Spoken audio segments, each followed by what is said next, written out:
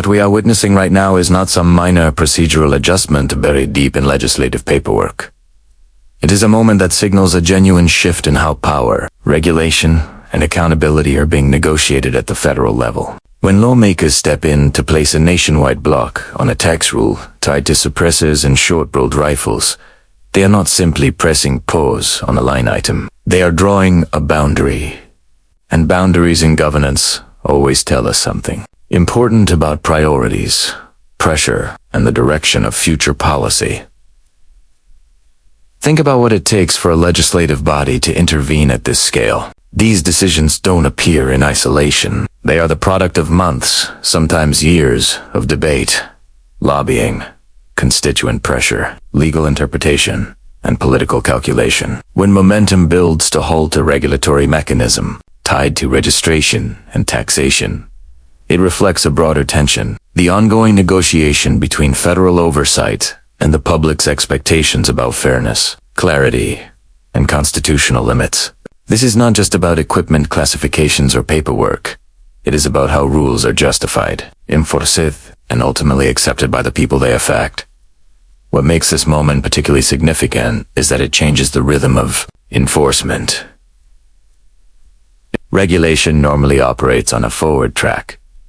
New rule, compliance window, enforcement phase. By blocking the rule and halting registry movement, lawmakers interrupt that rhythm. They introduce uncertainty, yes, but also an opportunity for reassessment. And in policy terms, reassessment is powerful. It creates space for legal challenges to breathe, for administrative agencies to reconsider implementation strategies, and for public discourse to catch up with regulatory speed. Now, critics will say that pauses create confusion. They're not wrong.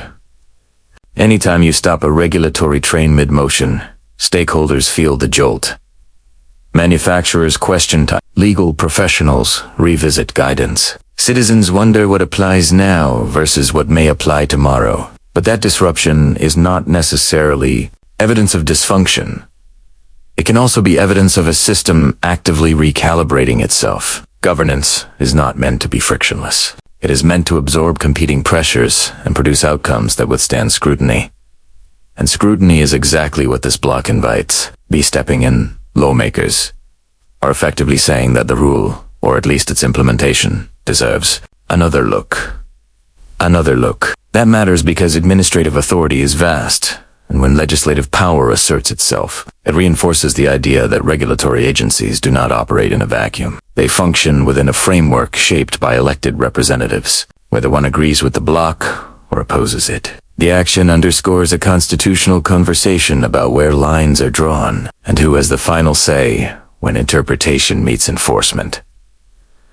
There's also a symbolic dimension here. Registry systems carry weight beyond their technical function. They represent the interface between citizen activity and government record keeping. Halting movement within that system is not merely administrative housekeeping. It signals sensitivity to how regulation is perceived.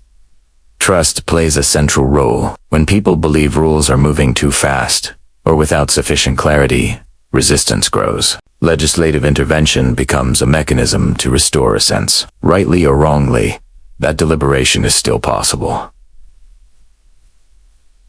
Importantly, this is not the end of the story. A block is not a repeal. A halt is not a resolution. It is a pivot point. Policy rarely travels in straight lines. It moves in cycles of expansion, review, correction, and redefinition. What we are seeing is one of those corrective moments, a pause that forces stakeholders to articulate their positions more clearly.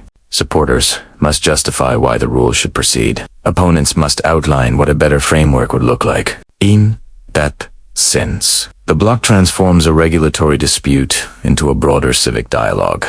And civic dialogue is where democratic systems prove their resilience. When contentious issues surfaced, the instinct may be to interpret intervention as escalation, but it can just as highly be viewed as participation, an assertion that rules affecting millions deserve visible debate. Transparency, even when messy, strengthens legitimacy. A registry halt may frustrate planners and administrators in the short term. Yet it simultaneously reaffirms that large-scale regulatory decisions are not immune to reconsideration. So as this situation evolves, what we should pay attention to is not just the immediate administrative outcome, but the precedent being set. Legislative engagement at this level communicates that policy is not static. It is responsive. Sometimes slowly, sometimes imperfectly, to pressure, principle, and public sentiment. That responsiveness is the heartbeat of representative governance. It reminds us that the machinery of law is not merely technical. It is deeply human, shaped by competing visions of authority, liberty, and responsibility. And when that machinery pauses, even briefly, it gives us a rare chance to examine the gears, to ask whether they are aligned with the values they are meant to serve. That moment of examination is not a weakness in the system. It is proof that the system is still alive. When a registry halt moves from legislative language into real life, it stops being an abstract policy debate and starts becoming something people actually feel. That's where this moment becomes especially important. A nationwide block, tied to suppressor and short-barreled rifle tax rules, doesn't just sit inside government documents. It reaches into the decisions people make, the timelines businesses plan around, and the expectations citizens carry about how regulation is supposed to function. Policy always sounds distant until it suddenly isn't. And this is one of those moments where the distance disappears. The first impact shows up in legal clarity, or more accurately, the temporary lack of it. Whenever enforcement momentum pauses, stakeholders are forced into a holding pattern. Individuals who were preparing filings now wonder what remains valid. Advisors revisit guidance that felt settled only days before. The law itself hasn't vanished, but its immediate pathway has changed. And that creates a gray zone where interpretation becomes as important as instruction. People want certainty. They want to know the rules of engagement. A registry halt introduces a period where the answer becomes wait and see. And that phrase carries real weight when compliance is on the line.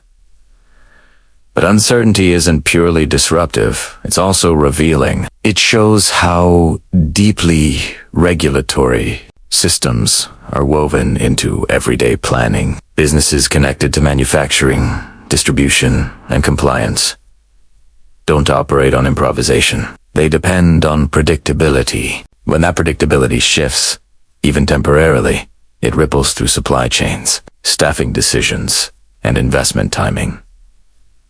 Some organizations slow down. Others prepare for multiple outcomes at once. That adaptive behavior is costly, but it also highlights how responsive markets become when policy signals change direction. The halt acts like a sudden weather front, not permanent, but strong enough to reshape immediate movement. There's also a psychological dimension that often goes unspoken. Regulatory systems function best when people believe the framework is stable and comprehensible. When a nationwide block intervenes midstream, it can spark mixed reactions. Relief for some, frustration for others, and confusion for many. That emotional spectrum matters because trust in governance isn't built solely on outcomes. It's built on process. Citizens watch not only what decisions are made, but how they unfold. A pause invites scrutiny, conversation, and sometimes skepticism. Yet it also demonstrates that the system is capable of breaking, reassessing, and recalibrating in public view. This is where the role of legislative authority becomes tangible. When United States Congress moves to halt registry action, it reinforces a fundamental principle. Regulatory frameworks are not self-propelling machines. They exist within a structure where elected bodies can intervene, redirect, or delay. For citizens, that intervention can feel like disruption, but it's also an affirmation that oversight mechanisms are active. The message, intentional or not, is that implementation is not beyond review. And in a democratic system, that reminder carries long-term significance. Economically, pauses like this create a temporary recalculation period. Companies reassess risk exposure. Legal departments evaluate contingency plans. Investors watch signals carefully, interpreting the halt as either a sign of instability or an opportunity for future clarity. Markets dislike ambiguity, but they are remarkably skilled at adapting to it. What matters most is the perception of trajectory. Is this a brief interruption on the path to clearer rules, or the beginning of a longer policy test? That perception influences behavior more than the technical details themselves. At the citizen level, the consequences are even more personal. Compliance is not an abstract obligation. It is a lived responsibility. When registry processes stop moving, people are left navigating a landscape where timelines blur. Some will pause their actions entirely. Others will proceed cautiously, relying on professional guidance. In both cases, the halt forces engagement. It turns passive rule following into active awareness. People begin paying closer attention to legislative developments because the outcome now touches their immediate decisions.